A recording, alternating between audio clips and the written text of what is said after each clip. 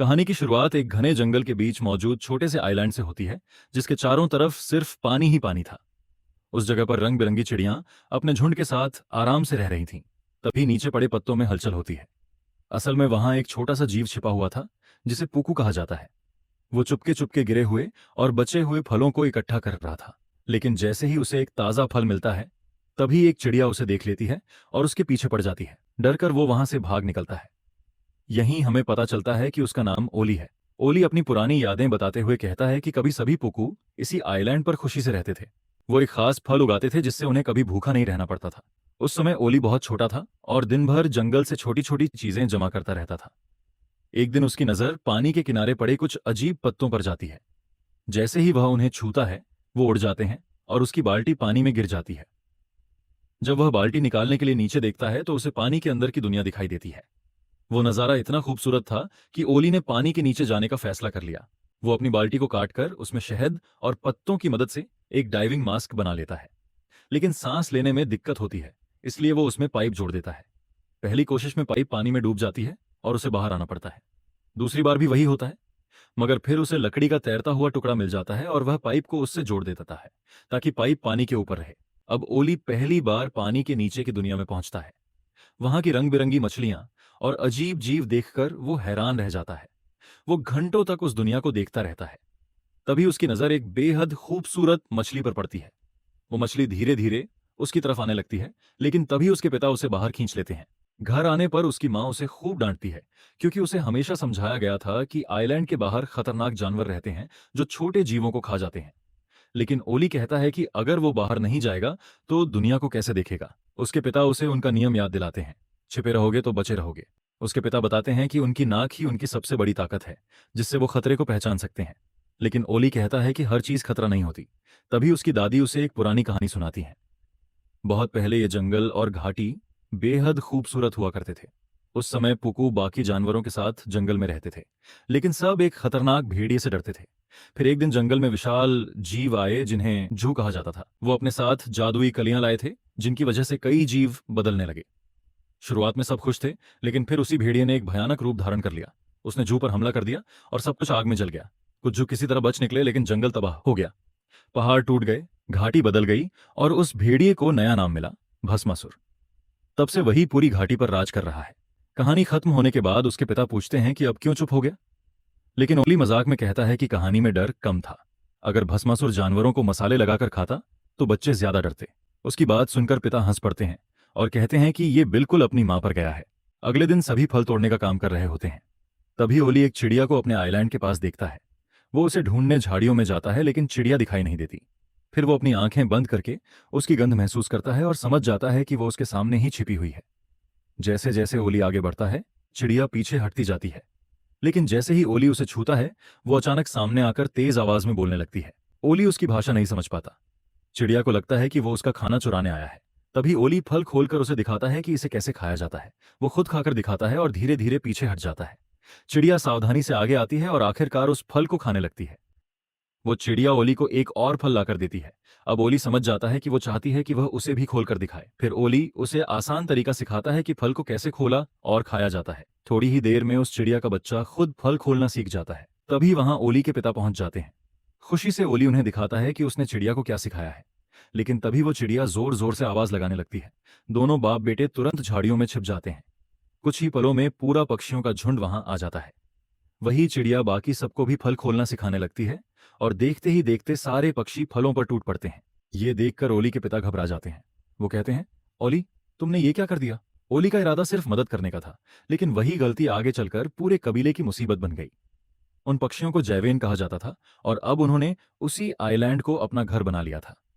तभी से सभी पुकू उनसे डरकर जीने लगे। कहानी वर्तमान में लौटती है। किसी तरह ओली उस चिड़िया से बचकर अपने घर पहुंचता है। वहां उसे पता चलता है कि खाने का संकट बढ़ता जा रहा है। जो फल वो उगाते हैं, जैवेन उन्हें खा जाते हैं और पुकू भूखे रह जाते हैं। अगर ऐसा ही चलता रहा तो पूरा कबीला खत्म हो जाएगा। सभा खत्म होने के बाद ओली चुपके से अपने पिता के पास जाकर कहता है कि वो उनके लिए थोड़ा खाना लाया है। लेकिन उसके पिता उसकी तरफ देखे बिना ही वहां से चले जाते हैं। यही बात ओली को अंदर से तोड़ देती है, क्योंकि उसे भी लगता था कि आज जो कुछ हो रहा है उसकी वजह वही है। उदास होकर वो अपनी बाल्टी फेंक देता है। बाल्टी का कांच टूटकर बिखर जाता है और सूरज की रोशनी उसमें चमकने लगती है। तभी ओली को याद आता है कि इसी चमक की वजह से उसकी जान बची थी। तभी उसके दिमाग में एक आइडिया आता है। वो सारे कांच के टुकड़े लेकर ऊपर जाता है और उनकी चमक जैवेन की आंखों पर डालने लगता है। चमक से डरकर सारे जैवेन उड़ जाते हैं, लेकिन वही पुरानी चिड़िया उसे पकड़ने आ जाती है। भागते हुए अचानक ओली एक बड़े गड्ढे में गिर जाता है। उसकी किस्मत अच्छी थी कि वो जालों में फंस जाता है, वरना सीधे नीचे गिर जाता। लेकिन कुछ देर बाद जाल टूटने लगता है और वो नीचे लटक जाता है। तभी उसे नीचे एक नीली चमकती हुई कली दिखाई देती है। ओली हैरान होकर कहता है कि दादी की कहानी सच थी, जादुई कली सच में मौजूद है।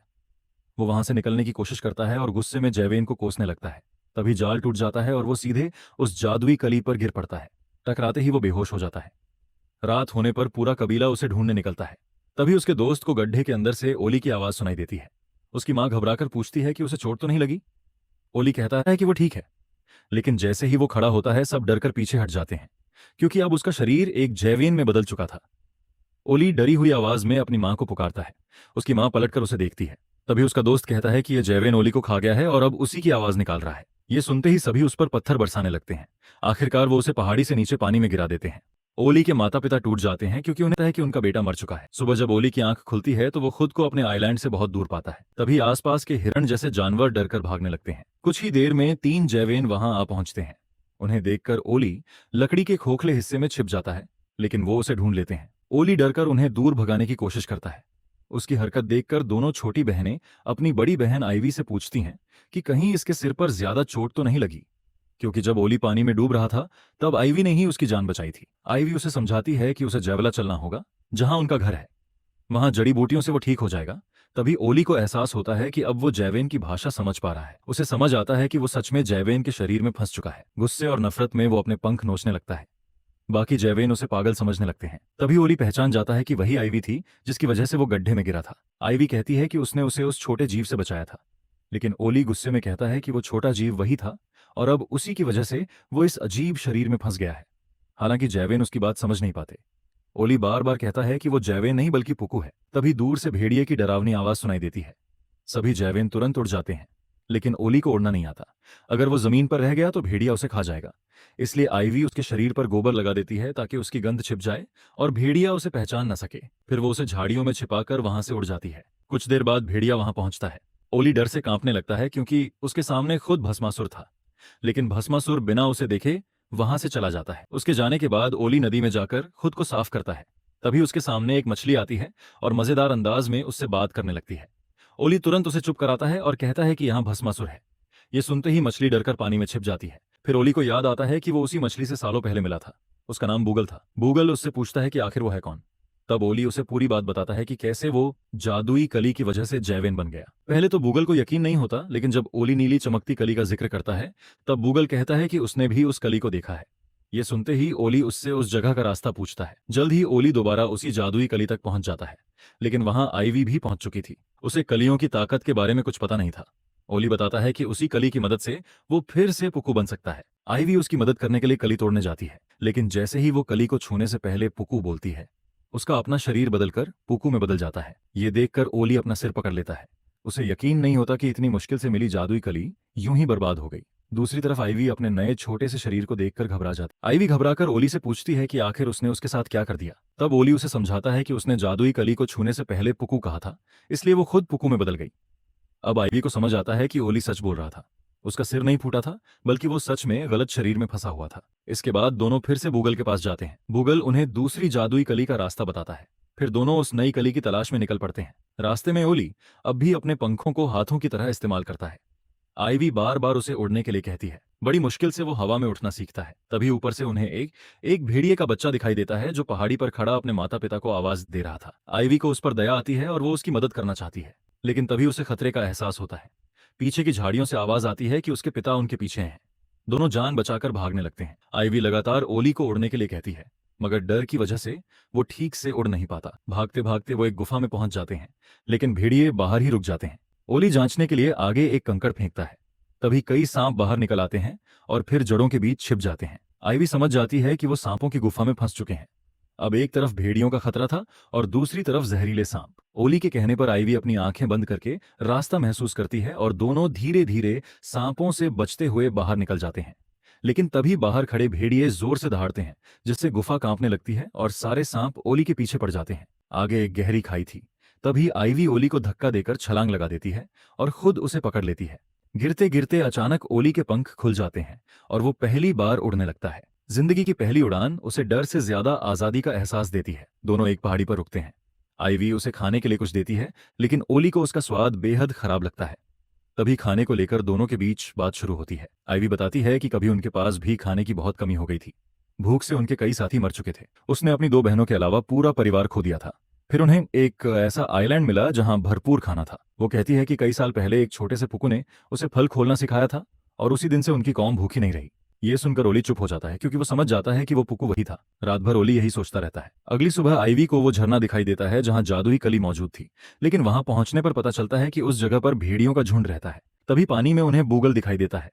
बूगल दुखी होकर कहता है कि अगर ओली फिर से पुकु बन गया तो वो अकेला रह जाएगा, क्योंकि ओली अपने घर लौट जाएगा और वो हमेशा नदी में ही रहेगा। तब आईवी वादा करती है कि वो उसे भी एक जादुई कली दिलाएगी, ताकि वो अपनी पसंद का कोई भी जीव बन सके। योजना के मुताबिक बूगल पानी से बाहर निकलकर मरने का नाटक करता है। सारे भेड़िए उसकी तरफ भागते हैं और इसी मौके का फायदा उठाकर ओली और आईवी कली तक पहुंच जाते हैं। लेकिन वहां सिर्फ एक ही कली थी। आईवी चाहती थी कि पहले वो फिर से जैवेन बने और बाद में बाकी कलियां ढूंढ ले, मगर ओली को उस पर भरोसा नहीं था। बहस के दौरान आखिर सच सामने आ जाता है। ओली गुस्से में बताता है कि वही पुकु था जिसने जैवेन को फल खोलना सिखाया था। उसी वजह से जैवेन ने उनका खाना छीन लिया और अब उसका पूरा कबीला भूख से मर रहा है। ये सुनकर आईवी को गहरा झटका लगता है। लेकिन तभी वहां भेड़िए पहुंच जाते हैं। बचने की कोशिश में दोनों एक साथ कली पर गिरते हैं और इस बार दोनों बूगल जैसी मछलियों में बदल जाते हैं। अब उन्हें समझ आया है कि कली को छूते समय जिस जीव का नाम लिया जाए, इंसान उसी में बदल जाता है। ओली पूरी तरह टूट जाता है। वो कहता है कि अब ना वो अपने घर लौट सकता है और ना किसी की मदद कर सकता है। वो आईवी से कहता है कि वो एक जैवेन है और वो एक पुकु, इसलिए दोनों कभी एक जैसे नहीं हो सकते। इतना कहकर वो वहां से दूर चला जाता है। तभी बूगल उसे समझाता है कि झरने के ऊपर अभी और भी कलियां हैं, इसलिए उम्मीद खत्म नहीं हुई। कुछ देर बाद आईवी भी ओली को समझाती है कि जब उसने उन्हें फल खोलना सिखाया था तब उसने कोई गलती नहीं की थी। उस समय सारे जैवेन भूख से मर रहे थे और ओली उनके लिए किसी फरिश्ते से कम नहीं था। वो बताती है कि जैवेन ने कभी किसी पुकु पर हमला नहीं किया, बल्कि ओली अचानक गायब हो गया और उन्हें उसका शुक्रिया कहने का मौका तक नहीं मिला। अब जाकर ओली को सच्चाई समझ आती है। पुकु इतने साल बेवजह डरते रहे, जबकि जैवेन उनके दुश्मन थे ही नहीं। इसके बाद तीनों झरने के ऊपर मौजूद बाकी कलियों तक पहुंचने निकलते हैं। बूगल उनकी मदद करता है और वो ऊपर बढ़ने लगते हैं। लेकिन रास्ता बेहद खतरनाक था। एक झरने पर पत्थर जैसे विशाल भालू पहरा दे रहे थे। वो बूगल को पकड़ने की कोशिश करते हैं ताकि उसे खा सकें, मगर तीनों किसी तरह वहां से भी बच निकलते हैं। लेकिन आखिरी झरने पर फिर से भेड़िए मौजूद थे। तभी भेड़िए का छोटा बच्चा फिसलकर नीचे गिरने लगता है और एक टहनी पकड़कर लटक जाता है। बाकी सारे भेड़िए नीचे उतर जाते हैं। ओली उस भेड़िए के बच्चे को बचाने का फैसला करता है, क्योंकि वो सिर्फ एक मासूम बच्चा था। वो कली को छोड़ देता है और अपने दोस्तों से मदद मांगता है। ठीक नीचे गिरने से पहले ओली उसे पकड़कर किनारे पर फेंक देता है, जिससे वो सुरक्षित बच जाता है। इसके बाद वो लोग आखिरकार आखिरी झरने तक पहुंच जाते हैं, वही जगह जहां जादुई कली थी। वहां पहुंचकर ओली और आईवी अपने असली रूप में वापस आ जाते हैं। लेकिन जैसे ही बूगल की बारी आती है, उसका असली सच सामने आ जाता है। बूगल अचानक अपना रूप बदलता है और भयानक भस्मासुर बन जाता है। दोनों हैरान होकर पूछते हैं कि उसने ऐसा क्यों किया। भस्मासुर कहता है कि वो कोई बूगल नहीं है, वो असली भस्मासुर है जिसे जू ने मछली बनाकर इस तालाब में कैद कर दिया था। सालों की कैद के बाद अब वो आजाद हो चुका है। वो बताता है कि बचपन में उसके अपने परिवार ने ही उसे मरने के लिए छोड़ दिया था। उसी दर्द और गुस्से ने उसे इतना बदल दिया कि उसने पूरे जंगल और सभी जानवरों से बदला लेना शुरू कर दिया। आईवी जल्दी से जादुई कली लेने जाती है, लेकिन भस्मासुर उसे पकड़ लेता है और सभी कलियों को जला देता है। फिर वो वहां से तबाही मचाते हुए चला जाता है। ओली दूर अपनी पहाड़ी की ओर देखता है, वही जगह जहां आईवी का घर जैवनसीला था। उसे बचाने के लिए वो आईवी को लेकर वहां की ओर निकल पड़ता है। करीब 2 दिन की कठिन यात्रा के बाद वो वहां पहुंचते हैं, लेकिन ओली थककर बेहोश हो जाता है। होश आने पर वो आईवी के बारे में पूछता है। कोई जवाब नहीं मिलता और वो टूट जाता है। सोचता है कि आईवी चली गई। तभी आईवी आती है और कहती है कि वो सिर्फ खाना लेने गई थी। ओली उसे गले लगा लेता है और रोते हुए कहता है कि वो सबके लिए दुर्भाग्य है। बाहर निकलते ही वो देखते हैं कि उसका पूरा परिवार और कबीला जिंदा है और खुश है। आईवी कहती है कि अगर ओली ने उन्हें फल खोलना नहीं सिखाया होता तो आज कोई भी जिंदा नहीं होता। ये सब उसकी वजह से है। तभी अचानक आसमान से बर्फ जैसी चीज गिरने लगती है, लेकिन ओली समझ जाता है ये बर्फ नहीं, राख है। नीचे जंगल की ओर देखते ही सबकी आंखें फट जाती हैं। पूरा जंगल जल रहा था। भस्मासुर ने फिर से आग फैला दी थी। जानवर भाग रहे थे और सब कुछ खत्म हो रहा था। जयवेन पक्षियों का मुखिया आदेश देता है कि अब आसमान सुरक्षित नहीं है, सभी जमीन पर उतरकर मदद करें। आईवी भी कहती है कि उन्हें रोकना होगा। शुरुआत में मुखिया मना करता है, लेकिन उसकी बहनें उससे मना लेती हैं और पूरा झुंड मदद के लिए निकल पड़ता है। सभी मिलकर आग में फंसे जानवरों को बचाने लगते हैं। धीरे धीरे कई जान बचाई जाती है, लेकिन जंगल लगभग खत्म हो चुका था। अब सिर्फ एक ही सुरक्षित जगह बची थी, पुकू आइलैंड। लेकिन वहां तक पहुंचना आसान नहीं था, क्योंकि चारों तरफ पानी था। तभी कुछ भेड़िए और बाकी जानवर भी वहां पहुंचते हैं।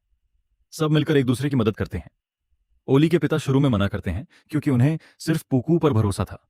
लेकिन ओली उन्हें समझाता है कि ये सब जंगल के ही जीव हैं और अब सबको मिलकर बचना होगा। आखिरकार उसके पिता मान जाते हैं। तभी भस्मासुर फिर से वहां पहुंचने लगता है। ओली भागकर उसी पुराने गड्ढे में जाता है और जादुई कली के लिए प्रार्थना करता है। एक कली खिलती है और वो उसे इस्तेमाल करके फिर से अपनी ताकत पाता है। वो बाहर आकर भस्मासुर को रोकने की कोशिश करता है। आईवी बूगल का नाम लेकर कली फेंकती है, लेकिन आग में वो कली भी जल जाती है। भस्मासुर ओली पर हमला करता है और उसे भी जलाने लगता है, ठीक वैसे ही जैसे उसने बाकी सबको किया था। लेकिन ओली हार नहीं मानता। वो आखिरी ताकत लगाकर उस बांध को तोड़ देता है जो भस्मासुर ने बनाया था। पानी का बहाव उसे बहा ले जाता है और साथ में ओली भी गिर जाता है। आईवी उसे ढूंढती रहती है, लेकिन वो नहीं मिलता। सब मान लेते हैं कि ओली मर चुका है। समय बीतता है। अब शांति लौट आती है। पुकू और जैवेन मिलकर खेती करने लगते हैं, बच्चे बूढ़े सब एक साथ खुश रहते हैं। जंगल फिर से बसने लगता है। तभी अचानक हजारों जू वापस लौट आते हैं और उनके साथ ओली भी होता है। उन्हें ओली मिल चुका था। सब लोग उसके सामने झुक जाते हैं, क्योंकि अब उन्हें समझ आ गया था कि असली हीरो वही होता है जो सिर्फ अपने लिए नहीं, सबके लिए लड़ता है। सब मिलकर फिर से उस दुनिया को जीने लगते हैं।